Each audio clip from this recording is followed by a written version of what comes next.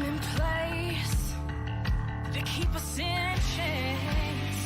By a show of hands, who else is sick and tired of the same? 1% trying to keep us small, trying to keep us from getting out. Minimizing the struggles they've caused, saying we're not working hard enough.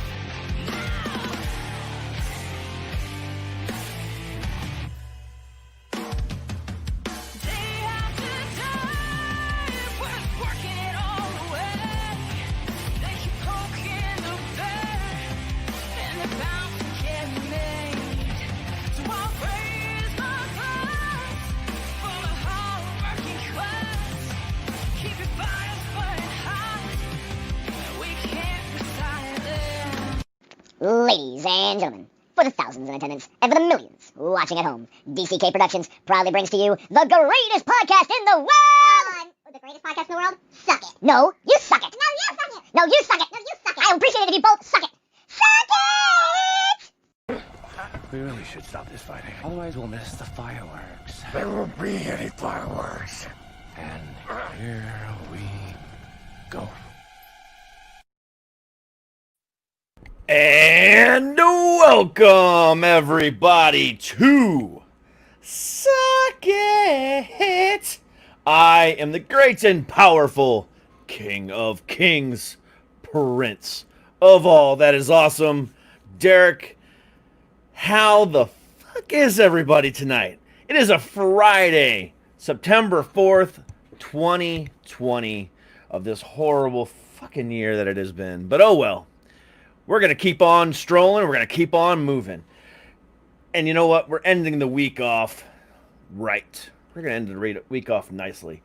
And what began on a huge week, you know, the week started off with me doing a 24-hour stream, a Sunday into Monday morning, or Sunday afternoon into Monday afternoon, excuse me.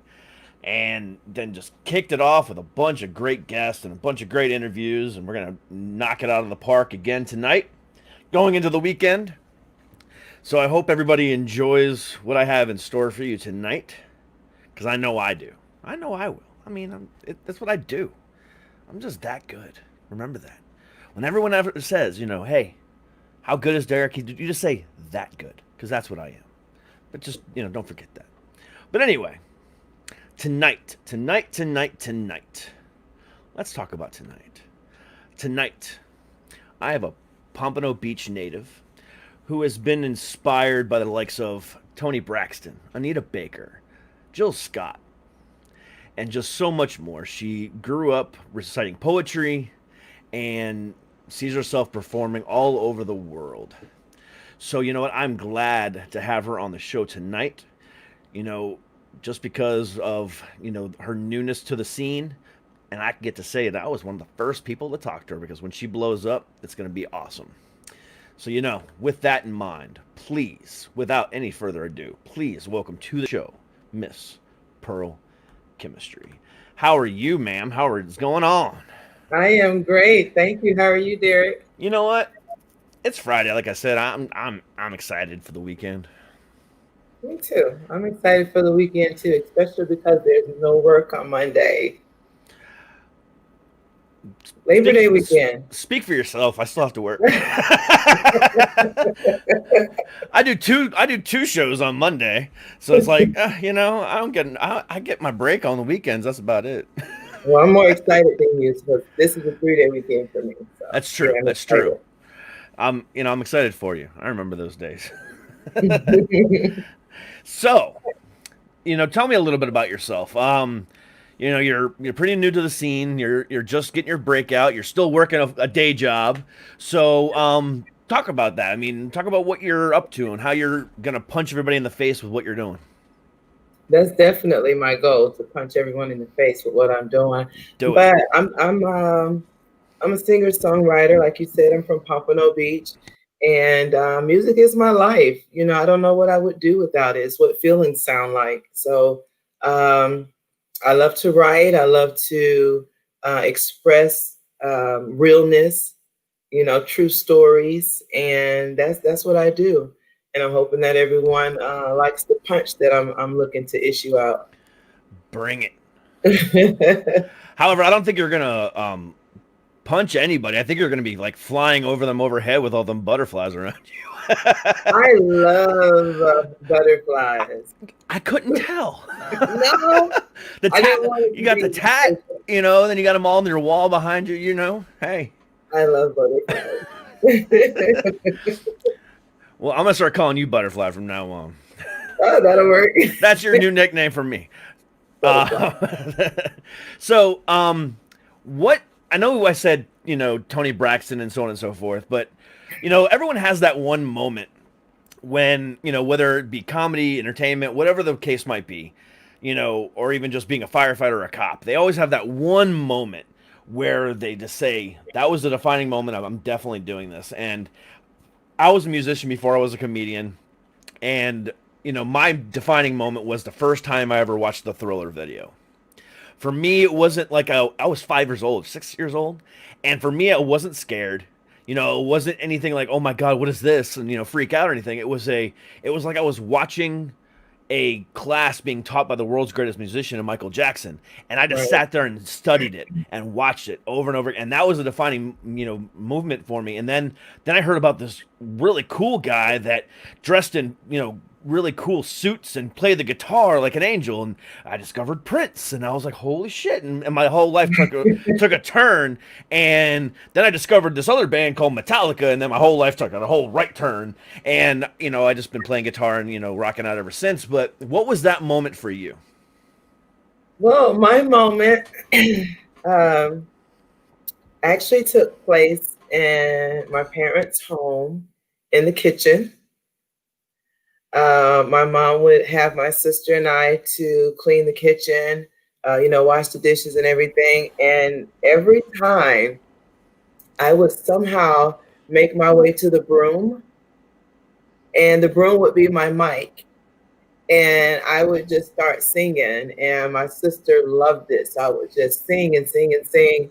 And before I knew it, the kitchen was clean, and I hadn't done anything but sing, holding the broom, you know. But it was really, and other siblings, I'm from a family, I have 9 siblings.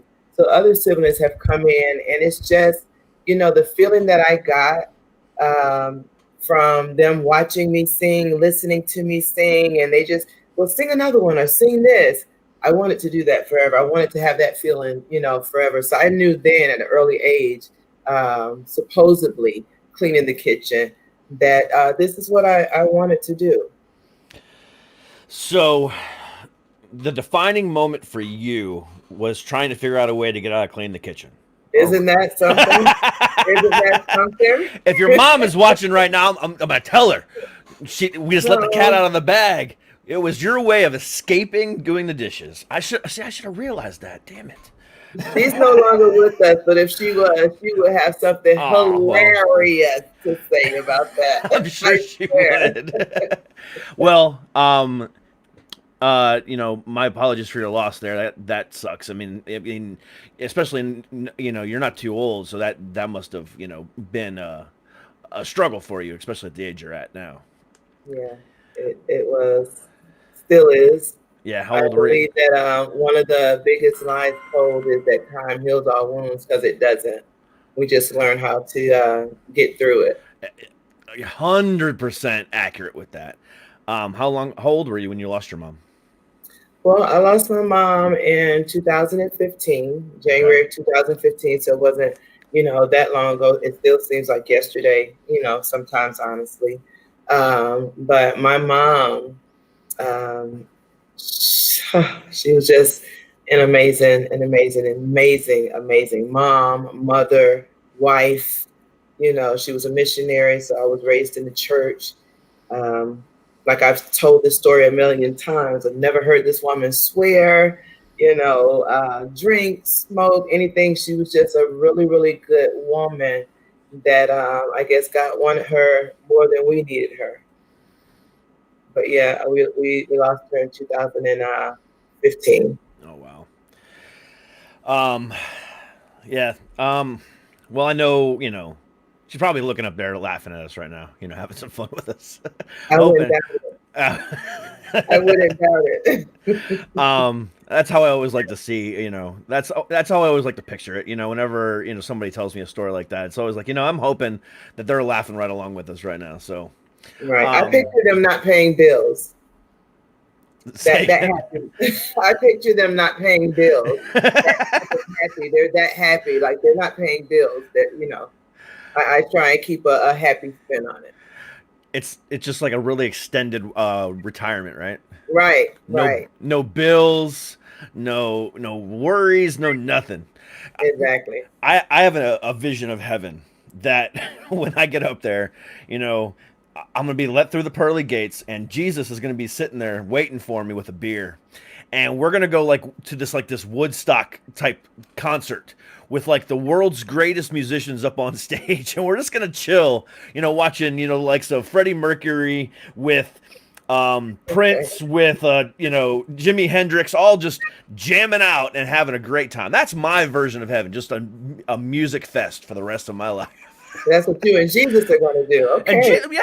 Because I view Jesus as like I view Jesus as like just like the world's greatest hippie, all about peace, love, and just happiness. So, you know what I'm saying? Just a happy-go-lucky guy. Let's go party. Right. Let's go have a good time. Right. Welcome to your version of heaven. I get it. We all have our own version of heaven, don't we? Or yeah, we do. Or am I the crazy one? Oh, wait. No, we all have our own version of heaven. But that doesn't mean you're not crazy. No, I know I'm crazy.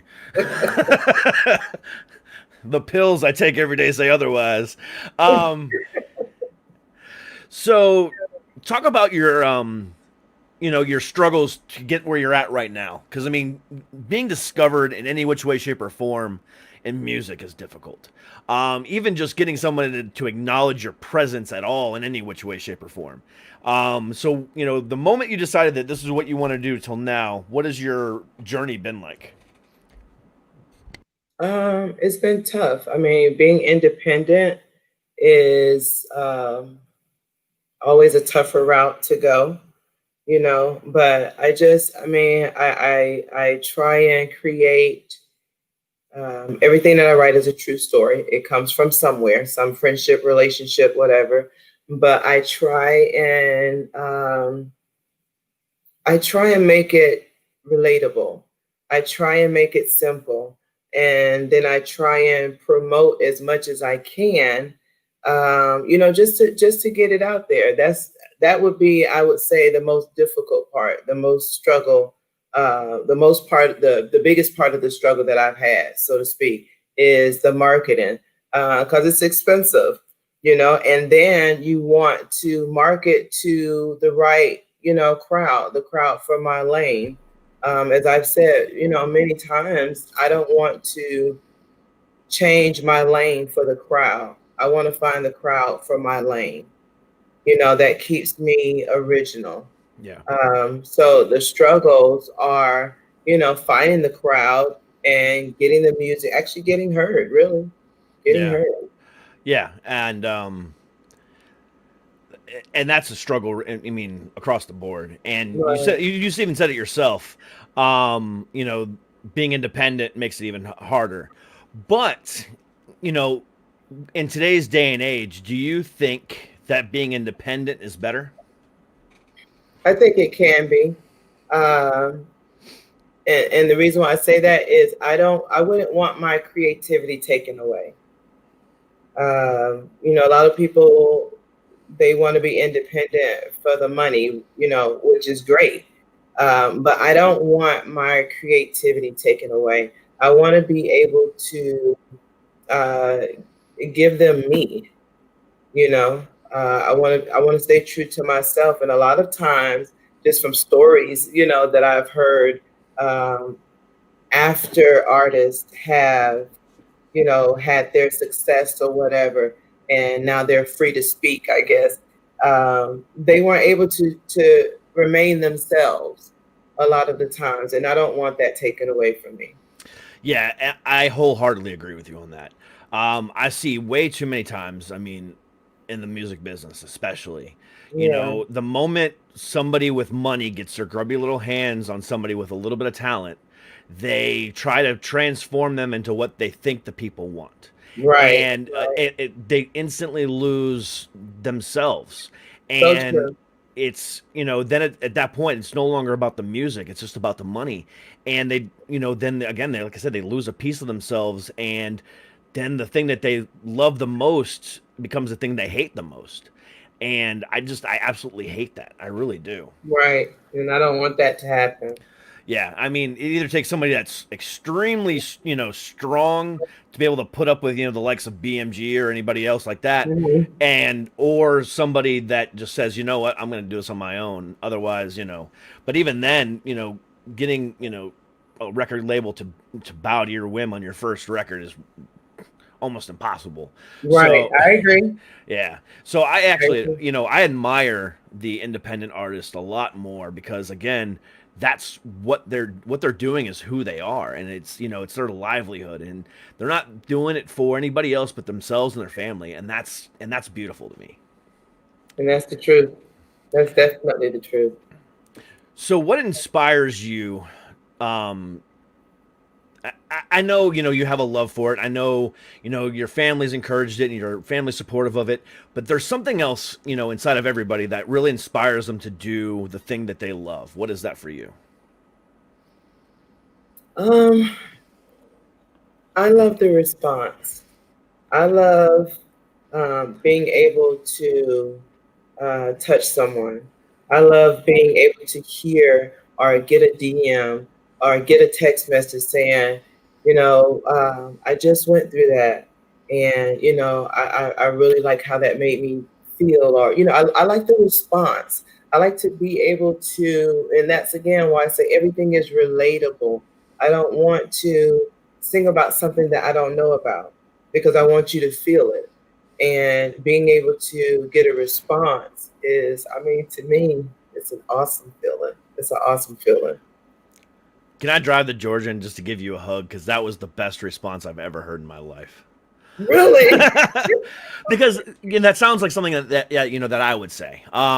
Whether it was me, being a musician, or a professional wrestler, now a comedian, or doing this, that response is just epic to me. Whenever I say something, I always have an intent for that saying, or whatever I'm saying. And if I get that crowd response that I'm looking for, it's like, yes, it's exactly what I wanted.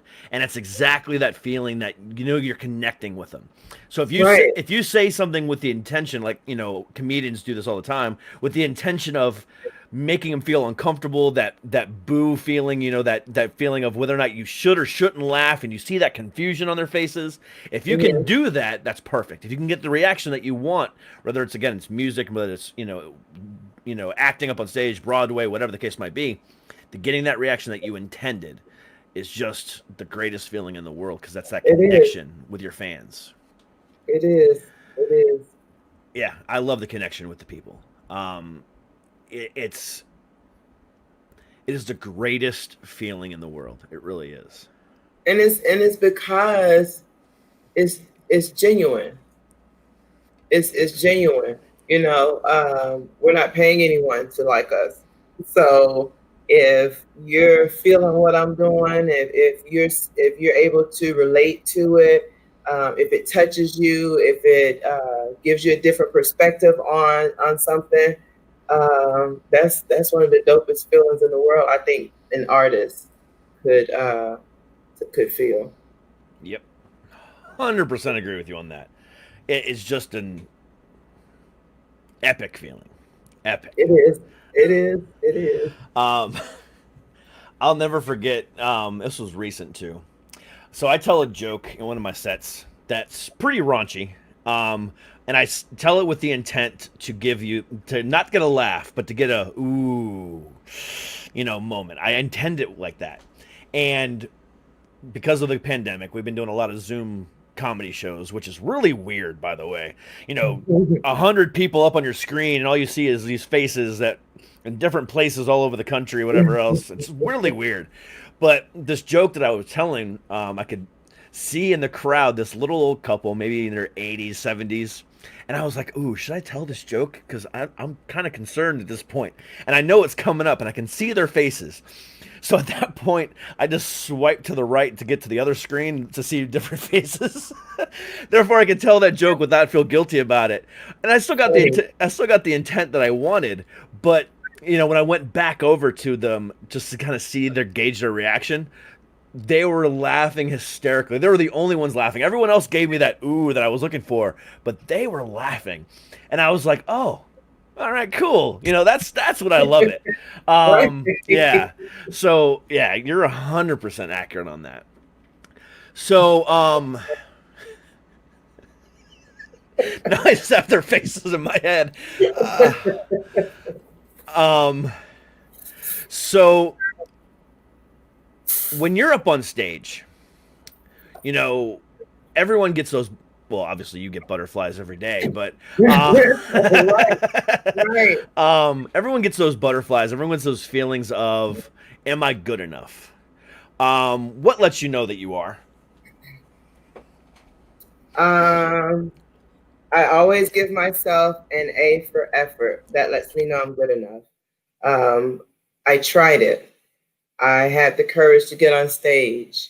I performed. I'm good enough. Now, will they like me is a different question. But am I good enough? Definitely giving myself an A, as I think everyone should, because it takes a lot, whether you're getting on stage, whatever it is, you know, it takes a lot to follow your dreams. So why not start off giving yourself an A for effort? That's what I feel. That's actually pretty profound. Because most people say, well, you know, I'm my own worst critic, and I never think I'm doing good. What you just said is completely different from what the average person feels. Well, here's the thing, though. I mean, I do critique myself. Sometimes, you know, I may write a song or come up with a melody, and I'm like, oh my God. And I have people that I'm like, hey, check this out. What do you think about this? You know, but I'm never going to take away the fact that there are people that, I mean, stage fright is real. There are people that don't have the faith in themselves that other people would if they just, you know, show a little bit. And I don't want to be that closet person. I want to pat myself on the back for doing what my mind is wanting, doing what I'm dreaming of, attempting it. So yeah, I definitely feel like I'm going to start off with an A. Every time I get up on stage, there's an A for effort. That's a good way to look at it. Excuse me. Whenever I'm up on stage, because of my illnesses that I have, for some reason my mind goes to a different place, to where I'm almost like having like an out of body experience, and I'm like becoming somebody different, and it's like almost like this multiple personality disorder. But instead of like, my mind turning on this other person, no, it's just like my mind just takes over and just says whatever the hell it wants to say, and I'm just on the outside watching, just going, what the hell is going on? So how do you overcome stage fright like that? And I've heard that, people, I'm someone else when I'm performing. I'm the same person, Derek. It's me. I'm writing about love, about pain, about all the things, all the BS that I've been through, all the great times I've been through. And I want to share it. So sometimes I do, and I've actually had a moment on stage where I teared up because I went back. I didn't realize that singing this song had taken me back, and before I knew it, I was tearing up and everything. And it's because it's real. So no, I'm me. I'm not a different person. And there's nothing wrong with that. But as for me, I'm standing there in my truth. I'm standing there giving myself, and it's me. That's awesome. Yeah. That is really, really, that's a sign of a true artist. Thank you. Someone that can have that much belief in themselves and not have to go to that place to where they think they're somebody else. Which, even after performing on stage for 20 years, I still go to that place. Because, I don't have any, faith or, belief in who I am still after everything I've done, you know. But at the same time, it's one of those things where I'll go back and watch a recording of it. I'll even go back and watch a recording of the show. And I'd be like, is that really me? Like, where did I come up with that? I mean, it was just, it's odd. Or I'll go back and watch, because I was a wrestler for 12 years before I got into comedy. And I'll go back and watch a wrestling match of mine. And I'll be like, I don't remember doing that. Was that me? And have you ever had that moment to where you go back and watch something of yours and be like, damn, I really did that? I have had that moment. I've had that moment, and I'm looking at myself or listening to myself because my voice is different. And growing up, I've always wanted to be, the one that hits the high notes and all that. That's just not what Jesus gave me. I'm more of a raspy, more of an alto, a lower register. Even my speaking voice, I'm called sir in the drive-through or on the phone is, no, sir, I can't help you, or no, sir, let me help you with that, or yes, whatever. But I've looked at footage of me performing, and I've been pleasantly surprised because in my mind, I know where I came from. I know the thoughts that I had before where I wasn't standing like, hey, this is me. I was trying to mimic what I thought, everyone wanted to hear or everyone wanted to see. So, to answer your question, I have looked at footage and I've been like, wow, I'm amazed. Or, you could have done better than that. Or, but yeah. What's going to be the biggest indicator of your success? The amount of downloads you have, the amount of ticket sales you have, or the amount of money in your bank account? All of that. All of that. Honestly, I had this conversation today with another artist, and I said that I was going to complete an EP by the end of this year, and even with the lack of attention that I'm getting from the industry because I'm not, as well known as I'd like to be, I'm going to do this EP, and I'm doing it really for myself. I've wanted to do it for a very long time. And being independent, certain things, hinder it. When I lost my mom, I kind of didn't want to do anything. There are a lot of, just different ways of life, carried my momentum on whether I was going to go forward or not. And knowing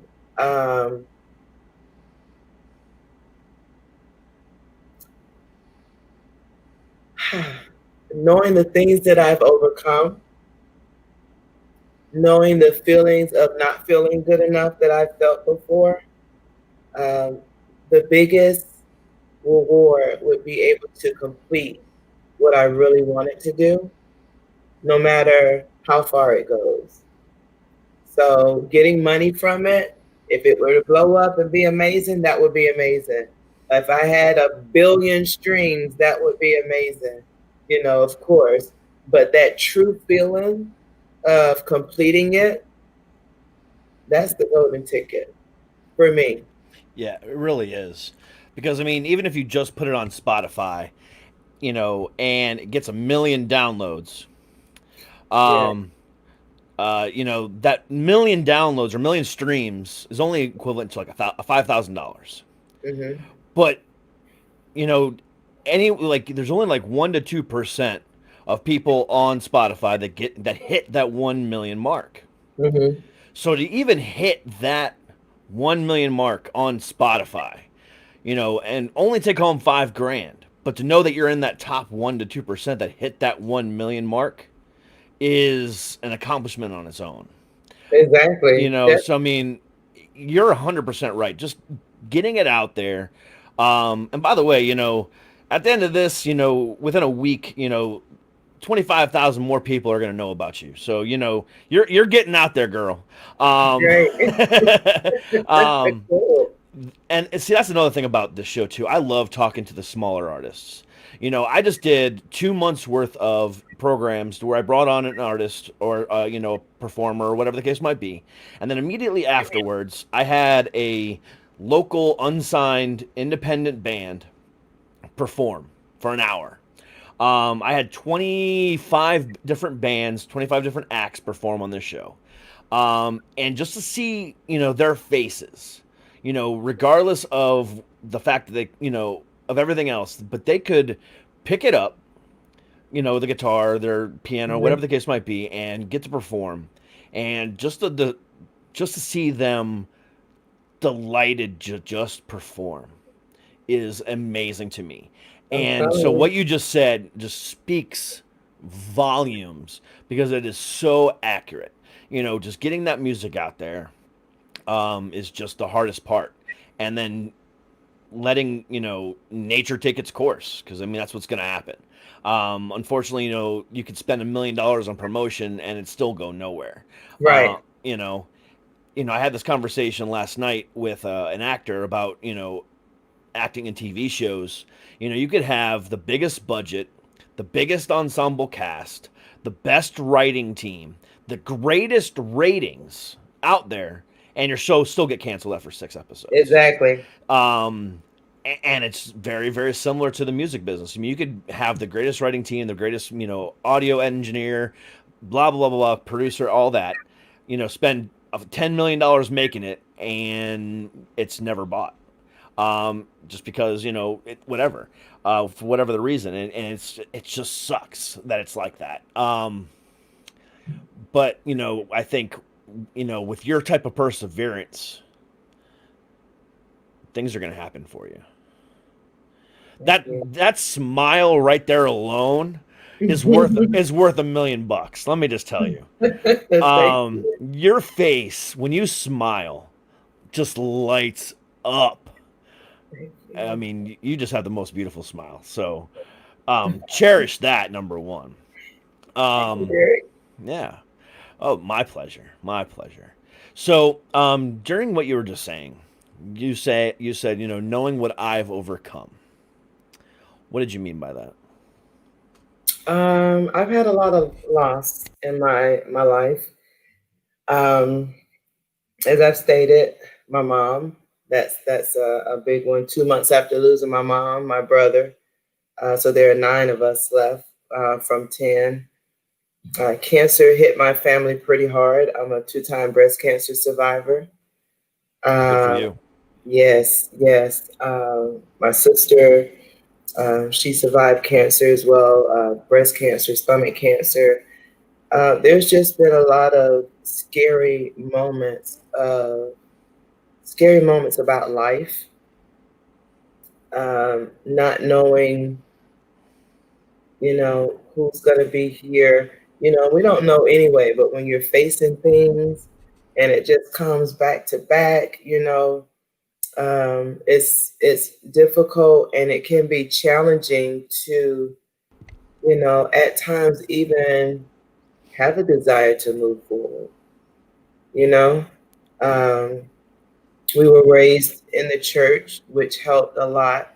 I guess, it prepared us for things that we were going to encounter, as far as things that would require us to have a certain amount of faith, um, a certain amount of endurance, you know.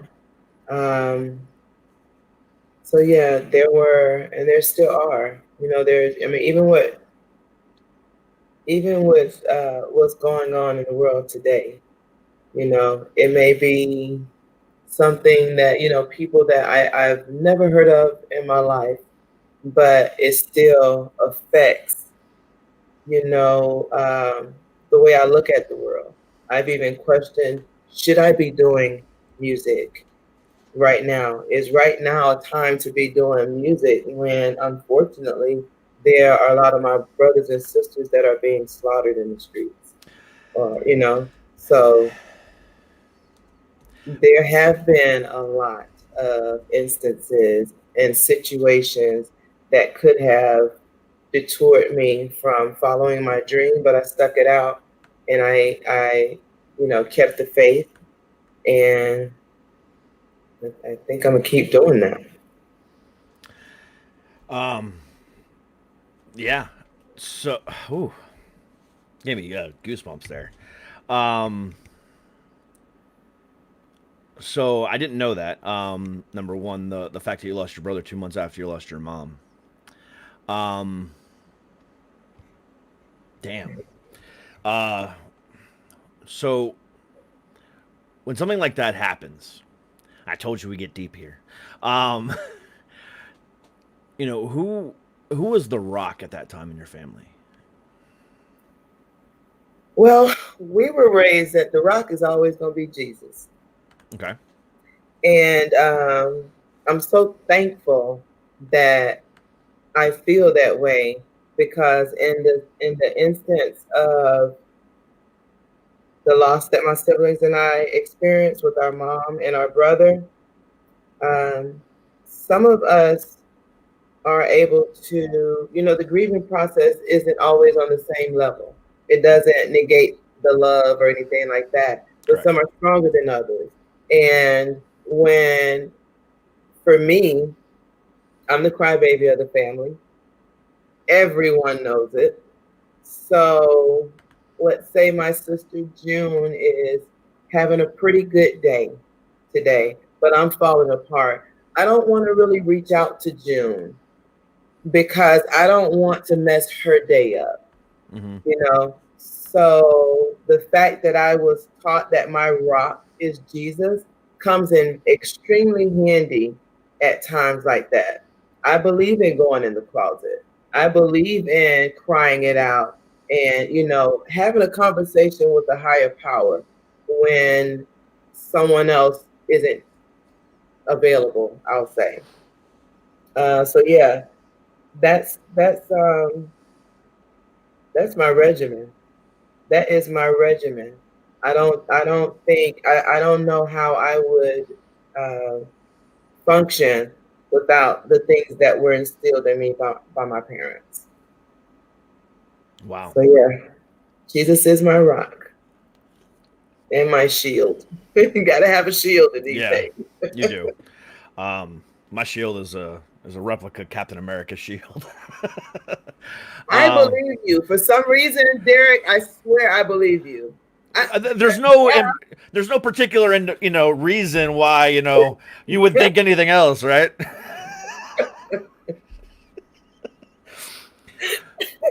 Stan Lee is my Jesus. No, I'm just kidding. You're not doing that. I'm kidding. I'm a joker. I'm a comedian. That's what I do. No, I'm just kidding. No, yeah. So I had to break the tension. So I can get deep now, Derek. well, we're about to get deeper. We ain't done yet. Oh Lord. We're only 40 minutes in, my dear. We got time. Weren't you warned about me? A little bit, and that's why I just had my son to drop me off my favorite. Derek pulls no punches. Derek, and again, like I told you before, it's all about finding that realism and just showing people, they're just like us. And I love the fact that you're still working a day job because that definitely shows that. But,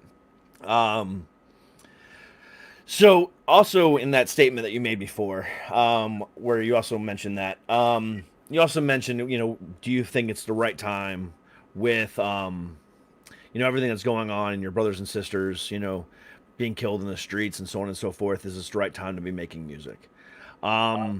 What is your feelings on the state of affairs in this country today? It's enough. It's enough.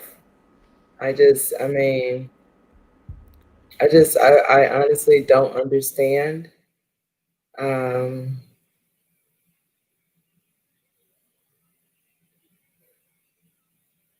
it angers me. It scares me when it comes to my children. It's almost like when they leave the house, it's no longer, I love you, I'll talk to you later. It's more like, cover yourself in the shield of Jesus. And, it's like, really, let me put some anointed oil on you. This is what you do. This is what you do. It's so different now that there are cameras everywhere. And it makes it more sickening because we can see versus hearing stories from our grandparents, hearing stories from, oh, this is what happened back in the day. We are back in the day and we're able to see it. So my view is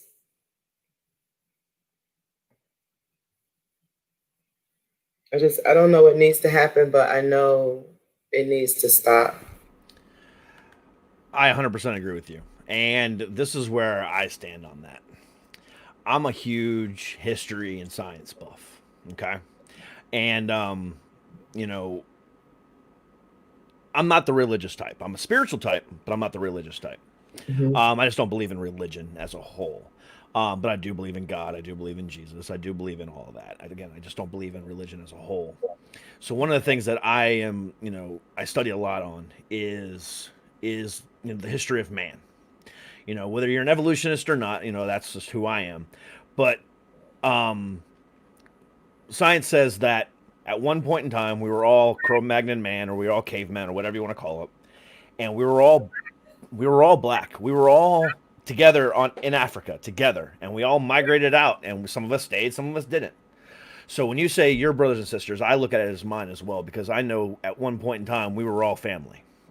We still are, whether as human beings or whether we're Americans or whatever the case might be, we're all still family. And it absolutely sucks to see, this happening in today's day and age. To know that, the songs, like I brought up Jimi Hendrix earlier, that he was singing about in the 60s, still have impact and meaning today. Even the Beatles they were singing songs in the 50s that still have meaning and impact to today. Why are we having to deal with the shit that we dealt with from back then in 2020? It's ridiculous. My daughter is LGBTQ. She came out, last year before she turned 18. And, I still fear for her in some cases. My family is also Middle Eastern. So during, 2001, after that, every time I went into a plane, my name came up on a list. Oh, put him over here. So I felt that, little bit of, the systemic racism that was happening at that time, a little bit of it. Nothing to what's being compared to today. But the fact that we're still dealing with the same bullshit 60, 70 years later. And in all reality, more than 100 years later since the slaves were freed, why? I think there's some type of fear. There's a fear of control, power. There's a fear, and like I said, it's enough. I'm extremely proud of what's going on right now as far as the peaceful protesting, the making it known about cases that we wouldn't know about. Like the guy that was just, I don't know his name. I don't even think I got that far to see his name, unfortunately. But it's just so many, that have happened. Talking about the one in Wisconsin? where they put a bag over his head. Oh, no, I'm not, okay, I'm talking about something else. Okay. Yeah, I didn't see that so one. Yeah. That one happened 7 months ago, and we're just now seeing it now. I'm a bottom line person, Derek, and to me, the bottom line is this shit is fucked up, and they need to cut it out. It needs to stop, and a lot of people need to pay for their actions. Period. Do you feel, and again, this is a devil's advocate question, that both sides are taking it too far in some cases? Both sides are taking it too far. When you say both sides, do you mean black versus blue? No, no, not at all. What do you mean?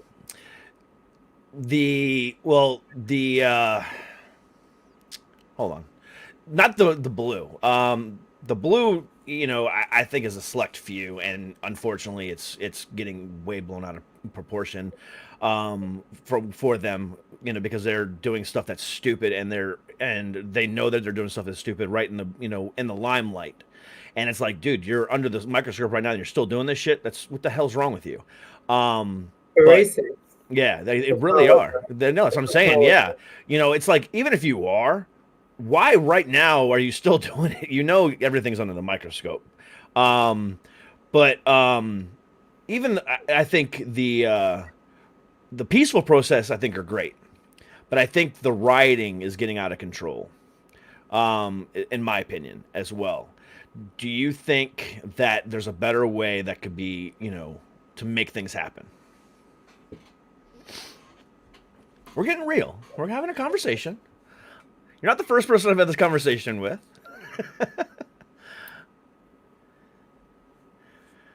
It's an open forum. I think that a lot of things are happening because people don't know what else to do. And I think that it's bigger than their actions. It's bigger than that. But I think a lot of people are doing things because they don't know what else to do. That's what I think. It's an interesting way to look at it. It is. Because I think you might be right. As unfortunate as it is, I think you might be right. They just don't know other ways because they're not being heard otherwise. Not all, but then again, all aren't rioting. No. That's why I'm talking about just that portion of things. Yeah, just that portion of things. Because the peaceful protests I've seen have made huge impacts. Back before I lost my job and I was driving back and forth from work every day. So I live in the suburbs outside of DC, but going back and forth between here and DC every day. Mm-hmm. There was, I'm talking up and down the main road here, just tons of people peacefully protesting. Mm-hmm. And it was all colors, all ages, all walks of life. And it was beautiful. And, I've never in my lifetime have seen anything like it. And it was just amazing. I can imagine. Yeah. But then at the same time, I come home, and unfortunately, because of the job I have, I hate watching the news or hate looking at the news or any which way, shape, or form. They're not talking about the positive things that are going on. They're only talking about the rioting. Right. And right. Yeah. Right. Yeah. And I feel in that sense, yes, they may have not known what else to do. And I 100% agree with you on that. But I still, think in some cases, these rioters were hurting their own city, their own towns and stuff like that. I think that was going too far. But I do feel your point. They're willing to make a statement.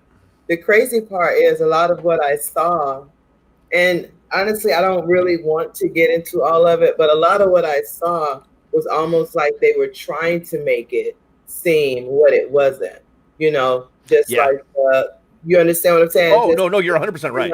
The supposed cop who they said was a white cop that, you know, was throwing fire bottles and, you know, just different things. But I still stand on some actions are caused out of anger and frustration of previous actions not working and or not knowing what to do. I wholeheartedly agree with you on that. Wholeheartedly agree with you on that. Now, again, most of those questions were just devil's advocate questions just to spark conversation and get the real idea from who you are. Because I 100% agree with you. Everything you said. And I hate having to ask those questions. I do. But I know it's the right thing to do because it gets the real honest reaction. Because I have to word them properly too. Otherwise, it can be completely misconstrued, and I don't want to do that. Okay. But no, I wholeheartedly agree with you on that. I'm just hoping that in our lifetime, we can see the beginnings of change. You know, I don't think, you know, even, you know, with, you know, there's so many good causes, you know, in this country that are, you know, that are still out in the open, whether it's, you know, Black Lives Matter, whether it's, you know, the LGBTQ stuff that's still going on as well, or whether it's, you know, the lack of, you know, healthcare in this country, whatever the case might be. Right. You know, there's so many things going on, you know, but again, it's the same shit that we've been dealing with for 200 years. And longer. And longer. Yeah. And longer. Yeah, and longer. Since the day we broke ground. But to think that in still 2020 we're still dealing with it is beyond me. And especially with, you know, like I said, the music. And music is unifying. Music is unity. Music is something that, regardless of whether you know, your political views or whatever, when you go to a concert or when you go listen to music together, you know, whether it's at a bar or a concert or a festival or whatever the case might be, it's the only time you really see everybody drop their guard and just enjoy themselves.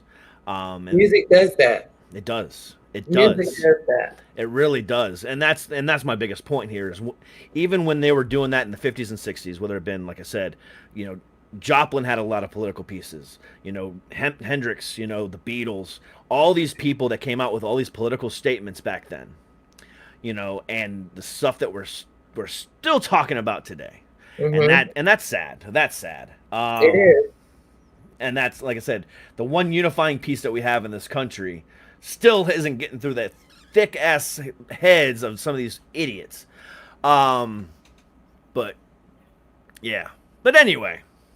And I'm hearing a lot of conscious music, a lot of music like, you know, from the artist Her, and Dana Dane even came back with something, you know, and that just goes to show that, you know, what music does. It's a unifier, you know, like you said, music. And that probably just answered my question. Should I be doing music right now? Hell yeah, I should be doing Hell music. yeah, you should. Hell yeah, you should. My song out. Well, I'm actually getting ready to play Is It Real? So really? Yes, I am. I got it pulled up. You know, we're ready to go on that. But here's my take on it. I'm a hardcore metal guy. Okay. I love metal. That's the only thing I listen to outside this house.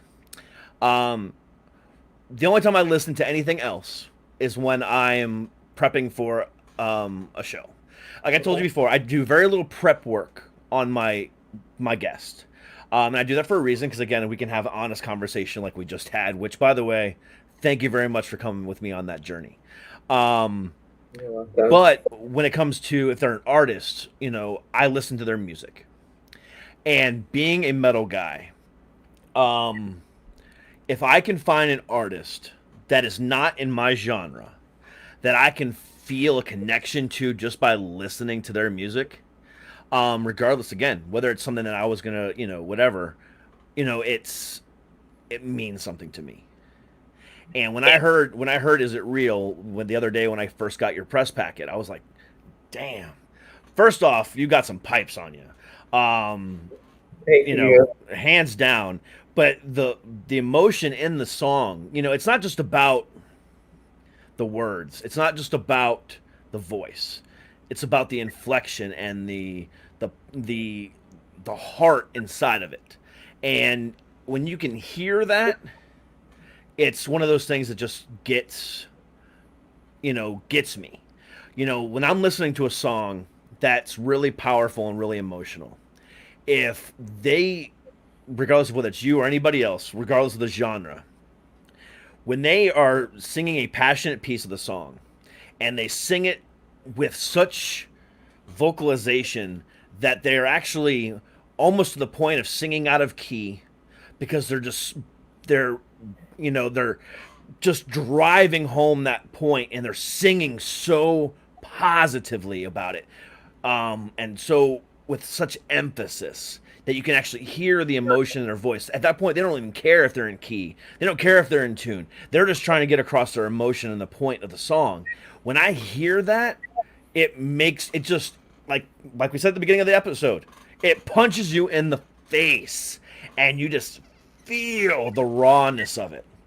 Because that lets you know, A, they didn't let anybody touch it with auto-tune. They didn't let anybody go back and say, hey, sing that again, you're a little out of tune. He's like, no, they're like, oh, that was what I was intending for. And you just feel it. And I could feel it in that song, Is It Real For Me? So. Thank you. It's definitely a real story. It's real. I wrote it in that same emotion. That wasn't a track that I had to go back to write. I mean, that one hit me immediately.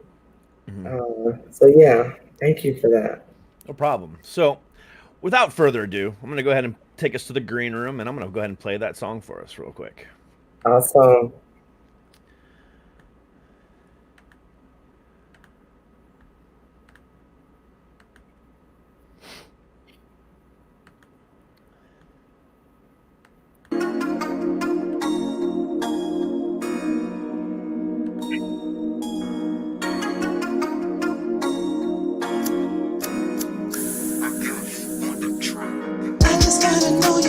Show me, baby, how do you feel? All the love you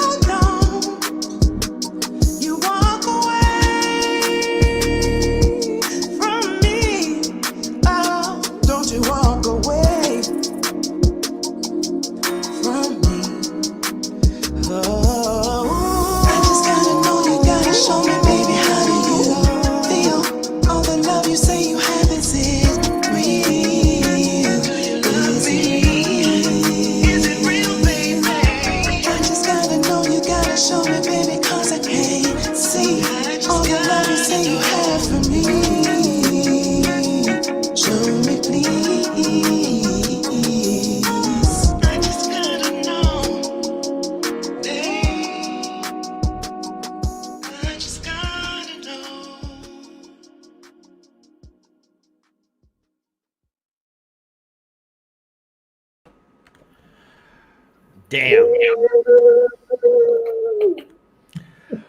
Who was the dude in that music video? That is comedian Lav Love.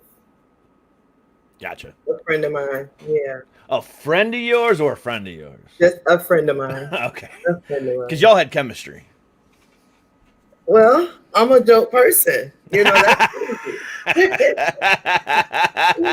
yeah. Yes, you are. Yes, you are. Thank you. I could just, again, I could feel it in that song. And again, coming from a metal guy, you know, it's difficult to do for me. And I have a lot of rappers and a lot of R&B artists on this show. And it's exposed me to a whole new side of music that I forgot about. Because for the longest time, you know, like we were talking about earlier, you know, once the music industries get their grubby little hands on something, they force it down your throat.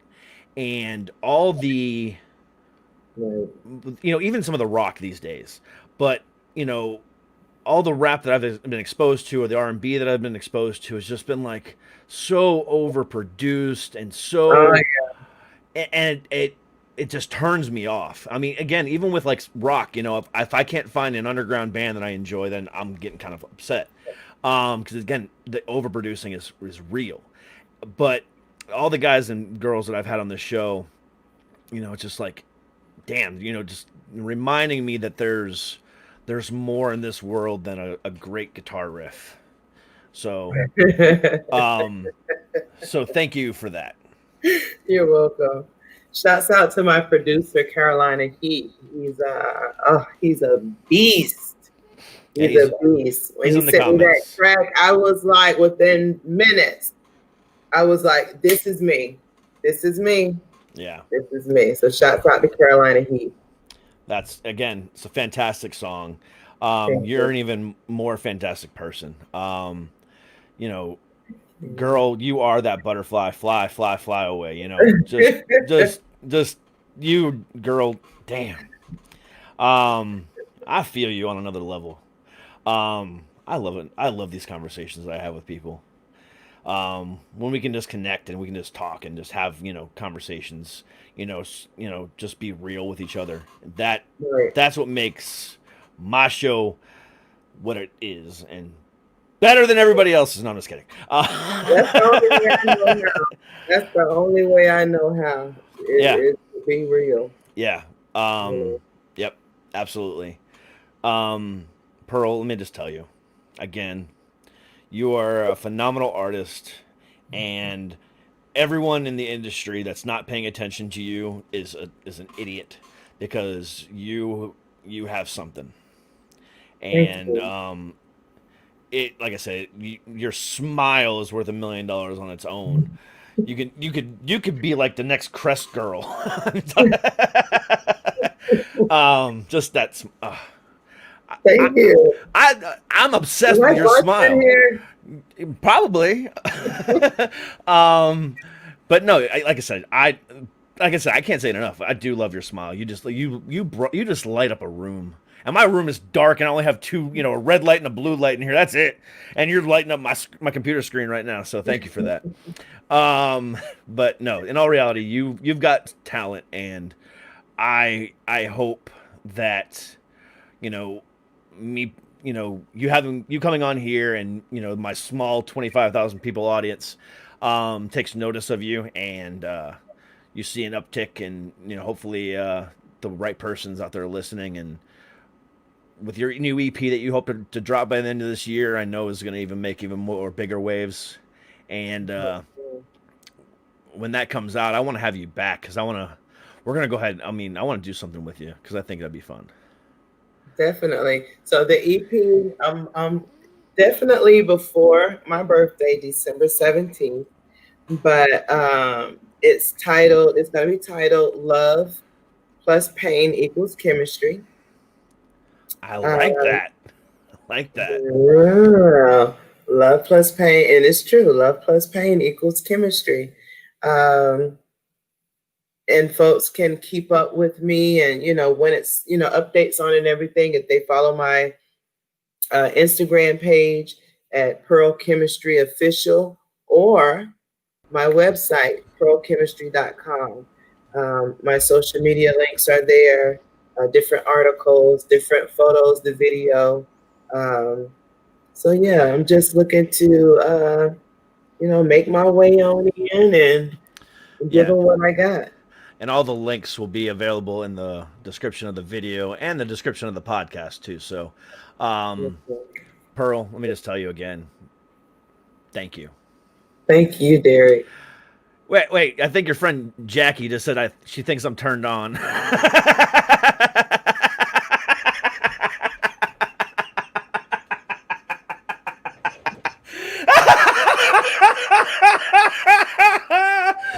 God, I love this show. Oh, God, Jackie. Maybe a little bit. No, I'm just kidding. Oh, I'm crying. Oh, shit. Ah. Jackie, what I tell you. Oh, man. Oh. What a way to end the interview. You okay over there? I'm fine. That was great. Oh, I'm crying. Whew. What a way to go out with a bang on a Friday. No, again, Jackie's my best friend, by the way. I can tell she's been complimenting the crap out of you over here. I'm watching the feed over here. I'm like, damn, girl, she loves you. She's more than your bestie. She's like your everything. I mean, she's my person. She is. I mean, like I said, I've been watching the comments, and she's all about promoting you and putting that love out there for you too. So yeah, I definitely want to give a shout out to Jacqueline Blaylock. I want to give a shout out to Stephen Thomas. He is my he's my go-to guy. All my graphics, and he'll tell me about something I may need to do or sign up for. And if I haven't done it in 10 minutes, then I'm getting the link where he's already done it for me. Awesome. Shout out to my friend Trish, just everyone that's been totally. I'm gonna share something with you, Derek. I was able to get out of a situation that I was just gonna say I was able to get out of a situation, and since doing that, there have been people that have just been falling in my lap with support, love, help, all of that. And I appreciate every last one of them. I really, really, really do. It means so much to me, even to come and, sit for an hour on YouTube to watch me talk with butterflies behind me. Whatever it is, they're always in one shape or another, showing their support. And that is huge to me. Yeah. I love them all. When you just said that, it kind of sparked something in me. Because usually people that have been in similar situations can see it in each other's eyes when they describe something that they're not talking about, but they're talking about it. I was in, if I'm right, which I'm almost positive I am because I could see it. I was actually in a situation like that too. So when I was able to get out, I feel you. You feel me, Derek? I do. I talk about it all the time. I have no problem talking about it. I was my first wife was very abusive, mentally and physically. And when I was able to walk out, it was the greatest day of my life. But still 14 years later, I have, PTSD from it, and I take it out on my wife sometimes, and that's unfortunate for her, but she copes with it. So if that was what you were talking about, I feel you, and have more respect and love for you than I did 5 minutes ago. You're a dope individual, Derek. Thank you. I think that, and I'm proud of you. Thank you. You're welcome. Yep, even men can go through that. Yeah. Yeah, so, see, we're more connected than you thought. We are. Abuse is different forms. You know, I'm fortunate to not have been physically abused. And I don't really, you know, I'll just, like I said, I was fortunate enough to be able to get out of a situation that wasn't conducive. And that was enough. That's all that needs to be said. That's all that needs to be said. Yeah. Like I said, I could see it in your eyes when we're connected that way. Like I said, I just knew it just because I was in a situation like that. You always know. So I just, like I said, my heart goes out to you in so many ways because again, I feel you, and you are a queen, and everyone needs to know that. Thank you, Derek. You're welcome. You know, I'm a crybaby. Come on, man. Thank you. I got you. I got you crying a couple times in this interview. That every tear that comes out of a guest's eye when I have a conversation with them just means that much more to me. So you know, it means I'm doing what I'm supposed to do. And you did great. Thank you. You made it extremely comfortable and easy for me. I appreciate that. You forgot you were on the air, didn't you? I actually did one time. But yeah, girl, like I said, I got nothing but love for you. And in December, I'm gonna keep in touch with you on Instagram because you're just awesome. But I want to bring you back in December when that drops, and we're gonna play the whole freaking EP on here, and we're just gonna talk about it. We're gonna blow you up. All right. I just got even more excited about love plus pain equals chemistry. Yes, because you and I got chemistry. Look at that. Jackie can see it. Jackie can see it. Yeah, but yeah, you're just awesome. Nice. So yeah, definitely, I'll keep in touch with you. I'll send you DMs, randomly, but I appreciate you. Likewise, thank you so much for this opportunity. It's my pleasure. Trust me. But we'll talk again soon, though. Definitely. This was fun, and I'm looking forward to coming back. I look forward to it myself. Awesome. Thank you again. All right, Pearl. You have a great one. You too. Bye-bye now. Bye. Oh, tears in my eyes, happiness all over the place. Guys, what a fucking week it's been. Like I said, we started it with a 24-hour stream Sunday into Monday, then did the mental health hour, and then 5 great interviews this week again. Thank you so much. Make sure you hit that like and subscribe button. I appreciate it. Everything that guests and audience do for this show, and I can't appreciate it enough. For those of you comic book fans, remember The Boys Season 2 just dropped on Amazon today. Check that out over the weekend. I know I am. I'm going to be binge watching like crazy. Check out Cobra Kai on Netflix. Another great one. Good nostalgic feelings for people in their 30s. But yeah, that's all the stuff that we've talked about this week, and I'm not talking about anything else. But I love you guys. Come back Monday at noon East, 9 West for the Mental Health Hour with my co-host Kat. And we're going to be joined this week by psychic medium and life coach William Constantine. And then Monday at 8 o'clock, starts a whole new week of Suck It Podcast. So come back for that as well. Monday's always a doubleheader. And then we just kind of lead the weekend right. So guys, I appreciate and love every single one of you. Thank you so much for being here. Thanks so much for checking us out. Definitely check out Pearl Kimistry everywhere you can find music. Just check out her website, pearlchemistrymusic.com. Check her out on YouTube, and all the links again are down below. But until Monday, stay happy, stay healthy, and as always, stay fucking heavy. Peace.